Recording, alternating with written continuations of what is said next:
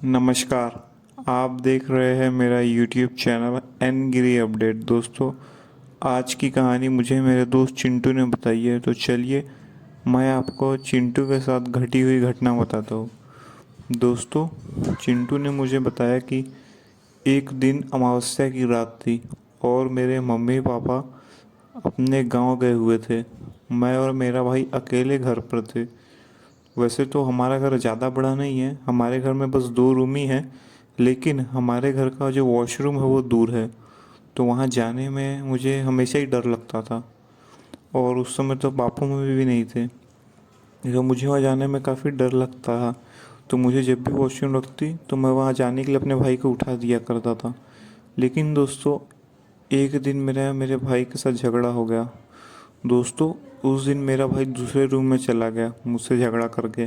बोला कि ज़्यादा होशियारी बता रहा है ना, अब ले अकेले ही सो, यहाँ मैं जा रहा हूँ उस रूम में सोने के लिए। ऐसा कहकर मेरा भाई उस रूम में चला गया। मैं उस रात अकेले घर पर लेटा हुआ था। मुझे रात के 12 बज चुके थे, लेकिन मुझे डर के मारे नींद ही नहीं आ रही थी, क्योंकि दोस्तों मुझे इतना डर लग रहा था अकेले सोने में, क्योंकि मैं कभी भी बिना पापा के अकेले नहीं सोया करता था। और उस दिन मुझे अपने भाई पर गुस्सा ही बहुत आ रहा था कि इसने चालाकी करी मेरे साथ, जानबूझ कर मुझे अकेले छोड़ दिया ताकि मुझे डर लगे। मैं काफ़ी डर चुका था। दोस्तों, मैंने फिर अपना चादर से पूरा बदन ढक लिया। सब कुछ ठीक था। लगभग रात के 1 बजे मुझे नींद आ गई।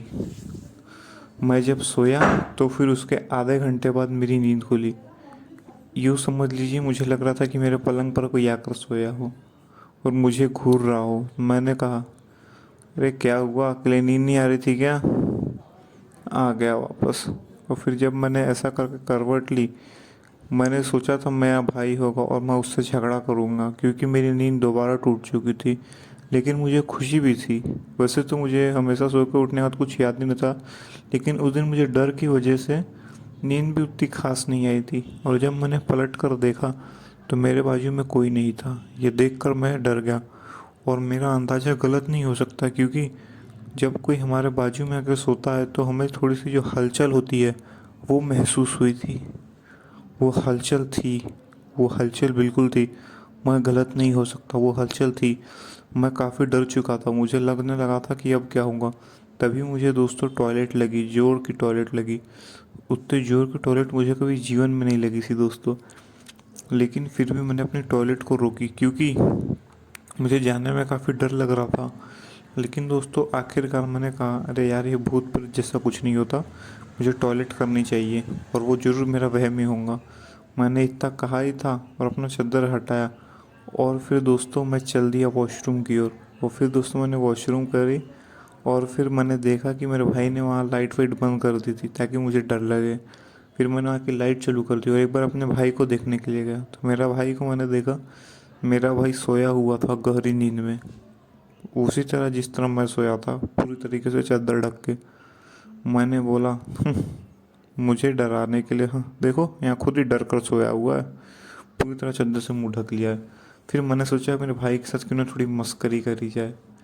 लेकिन फिर मैंने सोचा, रहने दो भाई, रहने दो, इसका वीडियो बनाता हूँ मैं, ताकि इसे कर डराऊँ। अभी इसका अगर वीडियो बनाऊँगा, इसे डराऊँगा तो हो सकता है मुझे मार भी दे। और फिर मैं मोबाइल लेने के लिए अपने कमरे में गया। कमरे में जाने का पता नहीं क्यों मुझे बहुत ही गहरी नींद आने लगी। मैं सोचा, छोड़ो यार, सो ही जाता हूँ। मैं जब पलंग पर सोया दोस्तों, तो मुझे अचानक से किसी लड़की की रोने की आवाज़ आने लगी। मान लीजिए यूँ कुछ 6-7 साल की बच्ची रो रही है। दोस्तों, वो आवाज़ सुनकर मुझे नींद नहीं आ रही थी। मैंने सोचा, अरे यार, ये बच्ची कौन रो रही है। लेकिन फिर बाद में मुझे डर लगने लगा, क्योंकि वो आवाज़ घर के वॉशरूम से आ रही थी। लेकिन फिर मुझे लगा कि नहीं नहीं नहीं, ऐसे कैसे, मेरे घर पे कौन हो सकता है, कहीं ये वो तो नहीं। तो मैं इतना कहा ही था, मुझे इतनी गहरी नींद आई। मैं डर के मारे पूरी तरीके से अपना मुंह ढक लिया। मेरे पैर कांपने लगे थे वो आवाज़ सुनकर।